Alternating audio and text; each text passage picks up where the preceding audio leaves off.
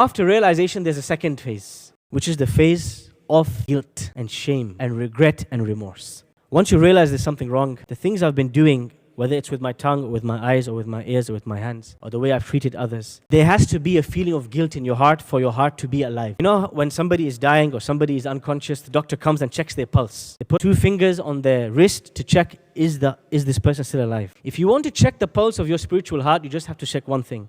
When I do something wrong, do I feel any guilt? If I don't feel any guilt, that means it needs some serious action, serious intervention, not small thing is not going to work. I need to visit the graveyard. I need to go to the hospital. I need to go and see people who are seriously ill, people who are dying, people who are struggling. I need someone to slap me back into reality because something's seriously wrong with me. And so the second phase is regret and remorse and guilt. The Prophet ﷺ, when he describes this, he says, "An-nadamu tawbah wa tawbatu nadam."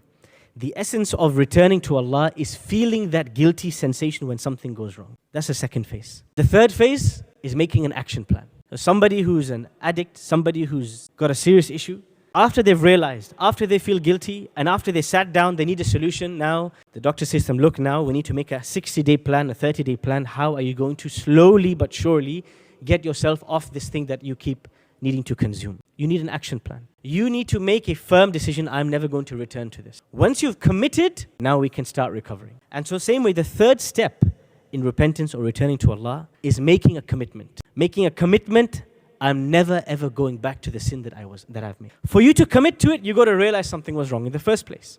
And then there's another fourth step, which is if I wronged a person, I need to return their rights. If I scammed somebody, if I took their rights, I need to apologize. If I backbited somebody, I need to make dua for them in their absence. I need to go and repair what I've broken. And so, if I were to summarize the steps of returning to Allah, it's 4 steps. The first step is regret. The second step is resolve. The third step is redeem. And the fourth step is repair. Regret, resolve, redeem, repair. The 4 R's. Or if you want to say, you can call it RR.